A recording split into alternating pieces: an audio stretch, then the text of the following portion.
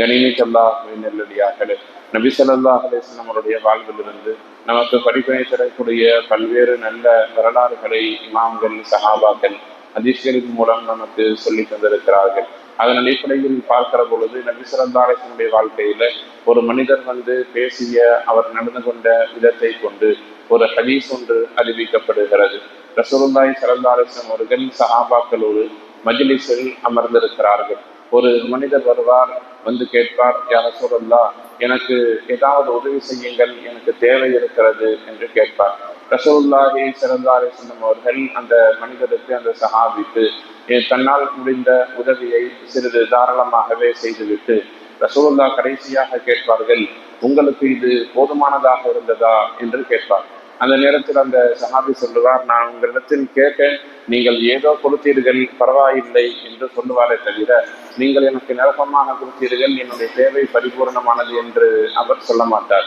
அதாவது அந்த மனிதருக்கு நபி ஸல்லல்லாஹு அலைஹி வஸல்லம் அவர்கள் ஒரு உதவி, ஒரு தர்மம் செய்திருந்த பொழுதும் கூட நபி ஸல்லல்லாஹு அலைஹி வஸல்லம் அவர்களிடத்தில் அவர் ஒரு பொருத்தத்திற்குரிய வார்த்தையை சொல்லியிருக்க மாட்டார். ஏதோ பொருத்தீர்கள், எனக்கு சரியாக இருந்தது, அவ்வளவுதான்ங்கிற மாதிரி பேசுகிற பொழுது அங்க சுற்றியிருந்த சஹாபாக்கள் கடுமையாக கோபப்படுவார்கள்.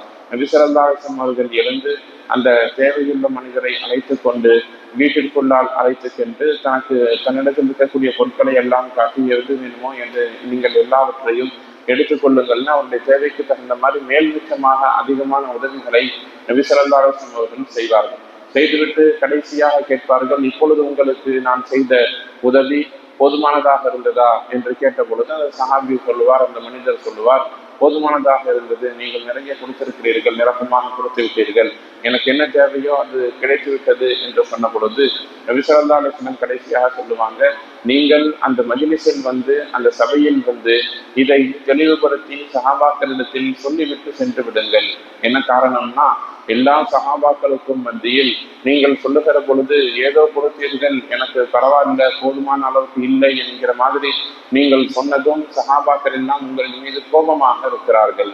உங்களின் மீதான தவறான ஒரு பிம்பத்தை, தவறான ஒரு எண்ணத்தை நாம் நிறைவேற்ற வேண்டும், நாம் அதை நீக்க வேண்டும் என்பதற்காக வேண்டி சஹாபாக்களுடைய மஜ்லிஸுக்கு எனக்கு போதுமான அளவிற்கு நபி ஸல்லல்லாஹு அலைஹி வஸல்லம் உதவி செய்து விட்டார்கள், ரசூலை கொண்டு நான் பொருந்திக் கொண்டேன் என்று அந்த சஹாபி சொல்லிவிட்டு செல்வார்.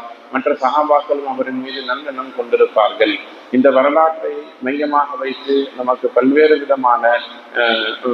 விதமான படிப்பினைகள் சொல்லி தரப்படுகிறது. ஆரம்பமாக நாம் பார்க்கிறோம், ஒரு மனிதருக்கு நாம் உதவி செய்கிற பொழுது அந்த உதவியின் பலனை நாம் ஒருபோதும் தவறான வார்த்தைகளின் மூலம் பாழாக்கிவிடக் கூடாது. நாம் யாருக்காவது ஏதாவது உதவி செய்யறோம், அவர் என்னங்க இவ்வளவுதான் கொடுத்தீங்களா, இவ்வளவுதான் போட்டீங்களா, உதாரணமாக நம்முடைய வீட்டிற்கு ஏதாவது ஒரு முசாஃபிர் வருகிறார்கள்னு சொன்னா அவருக்கு ஏதாச்சும் ஒரு 5 ரூபாயோ 10 ரூபாயோ நம்ம கொடுத்ததும் அவர் மீண்டும் ஏதாவது ஒரு தேவையை கேட்கிறார். மீண்டும் ஒரு தேவையை கேட்கிற பொழுது நாம் அவரிடத்தில் கடுமையாக நடந்து கொள்ளுவோம். நபி ஸல்லல்லாஹு அலைஹி வஸல்லம் இது மாதிரியான நடைமுறைகளை தவிர்த்து விட்டு உங்களிடத்தில் தேவையாக வருவரிடத்தில் நீங்கள் எவ்வளவு முடியுமோ அவ்வளவு கண்ணியமாக நடந்து கொள்ள வேண்டும் என்பதைத்தான் இந்த வரலாறின் மூலம் நமக்கு சொல்லித் தருகிறார்கள். அல்லாஹு ஜல்ல தஆலா திருக்குர்ஆனில் கூட இது சார்ந்த ஒரு வசனத்தில் பேசுகிற பொழுது உங்களுடைய சதகாக்களை நீங்கள் சொல்லி காட்டுவதன் மூலம், நோவினை செய்வதன் மூலம் நீங்கள் பாழாக்கிக் கொண்டாதீர்கள். லா துபதிலு சதகாத்திக்கும், உங்களுடைய சதகாக்களை நீங்கள் வீணாக்கிக் கொண்டாதீர்கள். பில் மன்னி வல் அதா, சொல்லி காட்டுவதன் மூலம், அதே நேரத்தில் நோவினை செய்வதன் மூலம், அதாவது தவறான அவர்களை மட்டப்படுத்தக்கூடிய, நம்மிடத்தில் தேவையாக வருபவரை முகம் சுளிக்க வைக்கக்கூடிய வார்த்தைகளின் மூலம் நீங்கள் அவர்களை நோவினை செய்து உங்களுடைய சதகாக்களின் பலனை நீங்கள் வீணாக்கி விடாதீர்கள் என்று அல்லாஹ் ஜல்ல தஆலா இந்த வரலாற்றை மையப்படுத்தியே இந்த மாதிரியான வசனங்களை கூட இறக்கியிருப்பதை இமாம்கள் மேற்கோள் காட்டுகிறார்கள். எனவே துன்யாவில் வாழுகிற பொழுது நபி ஸல்லல்லாஹு அலைஹி வஸல்லம் கற்றுக் கொடுத்த உயர்தரமான நற்பண்புகளில் மிக முக்கியமான விஷயம் என்னன்னா, நமக்கு முன்னால் இருப்பவர்கள் யாராக இருந்தாலும், அவர்கள் நம்மிடத்தில் தேவையாகக்கூடியவர்களாக இருந்தாலும், நமக்கும் அவர்களுக்கும் எந்த விதத்தில் தொடர்பில்லை என்று சொன்னாலும் இன்னும் ஒரு படி மேலே போய் நம்முடைய கருத்திற்கும் நம்முடைய சிந்தனைக்கும் எதிர்ப்பதத்தை மேற்கொள்ளக்கூடியவர்களாக இருந்தாலும் கூட அவர்களிடத்தில் நாம் நல்ல விதத்தில் நடந்து கொள்ளுதல் என்பது பெருந்தன்மையின் உச்சம் என்பதாக குர்ஆனும் ஹதீஸும் நமக்கு சொல்லித் தருகிறது. அல்லாஹ் ஜல்ல ஷானஹு தஆலா இன்னொரு வசனத்தில் பேசுகிற போது, நீங்கள் இறைவனை ஏற்றுக்கொள்ளாத மக்களிடத்தில் பேசுவதாக தர்க்கம் செய்வதாக இருந்தாலும் கூட நல்ல முறையில் பேசுங்கள், அழகாக பேசுங்கள், அல்லாஹ் ரசூலை பற்றி நல்ல முறையில் எடுத்துச் சொல்லுங்கள். அதை விட்டு நீங்கள் அவர்களுடைய தெய்வத்தை ஏசாதீர்கள் என்று சொல்றாங்க. அல்லாஹை பொறுத்தவரை துன்யாவில உலகத்தை படைத்த பரிபாலிக்கக்கூடிய ஒருவன் தானே தவிர அதற்கு வேறு எந்த விதத்திலேயும் மாற்று கருத்து இஸ்லாத்தின் அடிப்படையில் கிடையாது. இருந்தாலும் கூட அல்லாஹ் குர்ஆனில் சிலை வணக்கங்களை பற்றி பேசுகிற பொழுது, லா தஸுப்புல்லதீன யதுஊன மின் தூனில்லாஹி ஃபயஸுப்புல்லாஹ அதுவன் பிகைரிஹி, இறைவன் அல்லாதவற்றை வணங்கி கொண்டிருக்கக்கூடிய மக்களிடத்தில் போய் அவர்கள் எதை வணங்குகிறார்களோ அதை நீங்கள் ஏசாதீர்கள். என்ன காரணம்?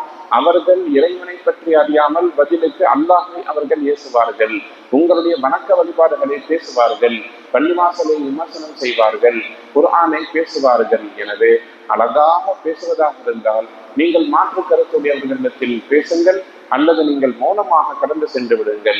நீங்கள் செய்யக்கூடிய தர்மம், உங்களிடத்தில் யாராவது உதவியை பெற்றுக்கொண்டு உங்களுக்கு மாறு செய்தாலும் கூட அவரிடத்திலும் அழகாக நடந்து கொள்ளுங்கள்.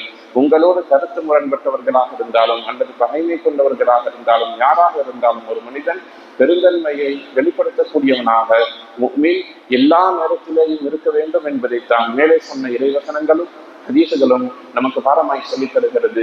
எல்லாம் ரப்பல் ஆலமீன் அல்லாஹ் ஜல்ல ஷானஹு தஆலா துன்யாவில் வாழுகிற காலகட்டங்களில் மனித மக்களை அரவணைத்து வாழக்கூடிய நல்ல நசீபை நம் அனைவருக்கும் தந்த நல்லவர்கள் புரிவானாக. வாஹிரு தாவானா அல்ஹம்துலில்லாஹி ரப்பில் ஆலமீன்.